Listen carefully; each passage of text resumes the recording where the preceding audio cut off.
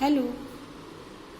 द्वितीय वर्ष भूगोल के द्वितीय प्रश्न पत्र आर्थिक भूगोल के यूट्यूब चैनल पर आपका स्वागत है। आज हम आर्थिक क्रियाओं के पर्यावरण पर प्रभाव का अध्ययन करेंगे।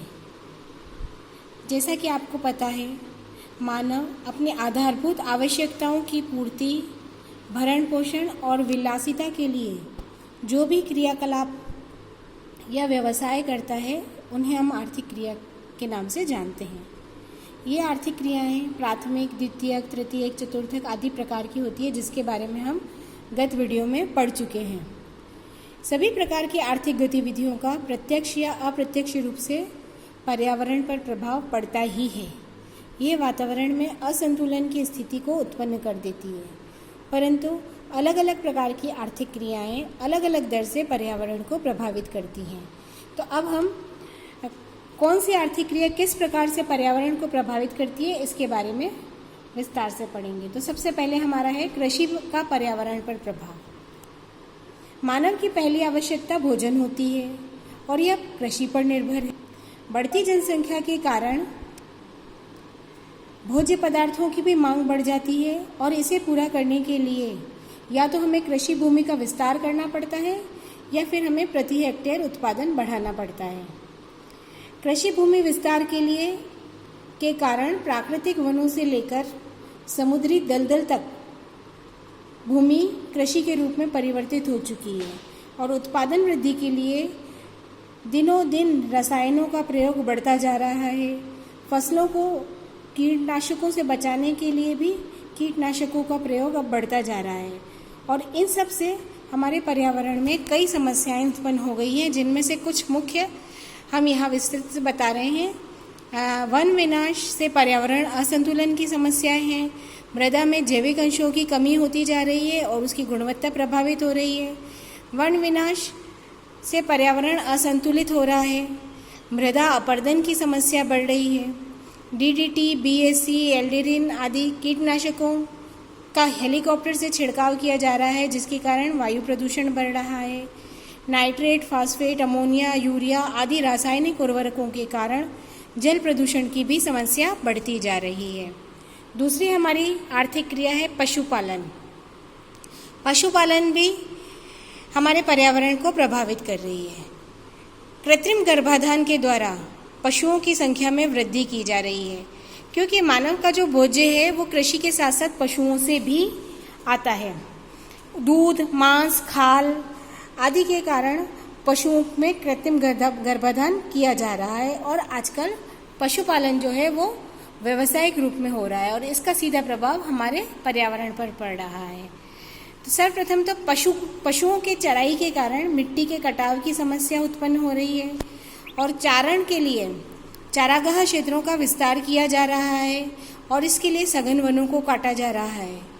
USA, Denmark, Norway, Argentina, New Zealand आदि देशों में सघन वन धीरे धीरे चारागाहों में बदल रहे हैं और इसका सीधा प्रभाव हम लोग ग्लोबल वार्मिंग के रूप में महसूस कर रहे हैं।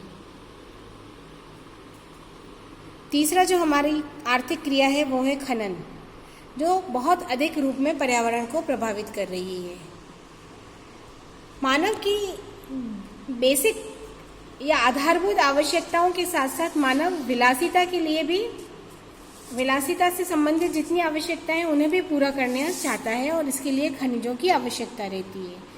खनिज, जैसा कि आपको पता है, पृथ्वी का भूगर्भ खोद कर निकाले जाते हैं और इससे पर्यावरण को बहुत अधिक क्षति पहुंच रही है। सर्वाधिक क्षति जो है वो खुले खनन से पहुंचती है। उत्खनन में क्या होता है, धरातल का जो ऊपरी परत होती है वो कट जाती है और इससे भूमि जो है वो वनस्पति विहीन हो जाती है। खनन क्रिया को बढ़ावा देने के लिए बड़ी मात्रा में वनों को भी काटा जाता है। खानों में जो विस्फोट होते हैं उससे भूस्खलन की समस्याएं बढ़ जाती है। स्थलों के विशाल गर्त और स्लरी निकटवर्ती भूमि में डाल दी जाती है और इनसे भूमि बंजर होती जा रही है। खदानों के कारण भूमिगत जल का स्तर गिरता जा रहा है और इससे निकटवर्ती क्षेत्रों में जल का संकट गहराता जा रहा है। नाभिकीय खनिजों के उत्खनन से विकिरण का खतरा बढ़ता जा रहा है।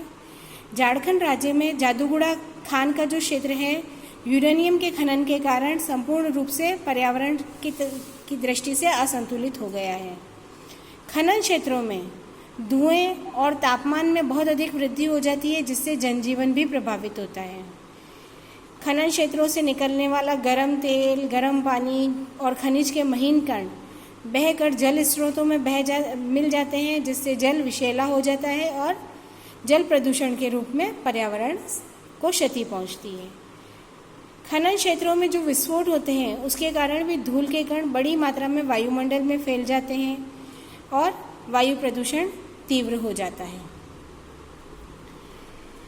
चौथी हमारी क्रिया है औद्योगिकरण।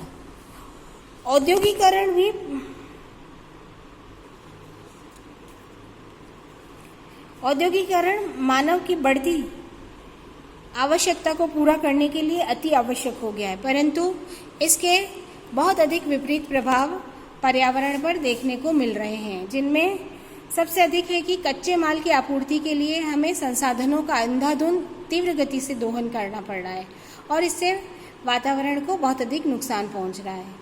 कारखाने स्थापित करने और कच्चे माल प्राप्ति के कारण तेजी से वनों को भी काटा जा रहा है।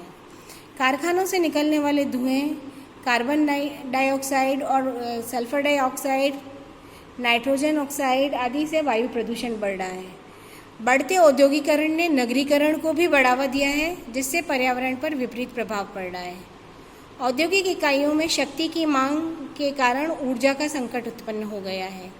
कपड़ा उद्योग, रसायन उद्योग, जूट उद्योग, तेल शोधन उद्योग आदि के कारण नदियों, झीलों, समुद्रों का जल प्रदूषित हो रहा है और समुद्री जीव भी इससे मर रहे हैं और इसके कारण पर्यावरण दूषित हो रहा है।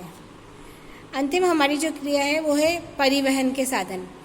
तृतीय क्रिया के रूप में परिवहन साधन काम में आते हैं, परंतु पर्यावरण को क्षति पहुंचाने में सर्वाधिक भूमिका इन परिवहन के साधनों की ही होती है।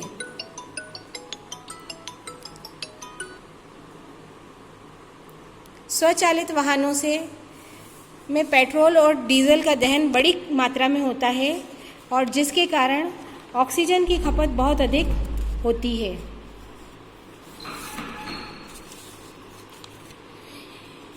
परिवहन से होने वाले नुकसान का अंदाजा हम इसी बात से लगा सकते हैं कि एक स्वचालित वाहन 1 गैलन पेट्रोल के दहन से 5.20 लाख घन फीट वायु प्रदूषित होती है।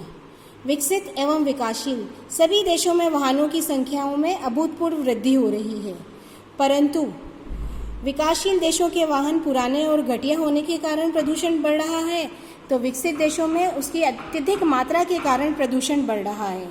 टोक्यो में तो वायु प्रदूषण इतना अधिक है कि ट्रैफिक हवलदार को ऑक्सीजन सिलेंडर अपने साथ रखना पड़ता है। दिल्ली में भी प्रदूषण का स्तर दिन ब दिन बढ़ता जा रहा है और उसे कम करने के लिए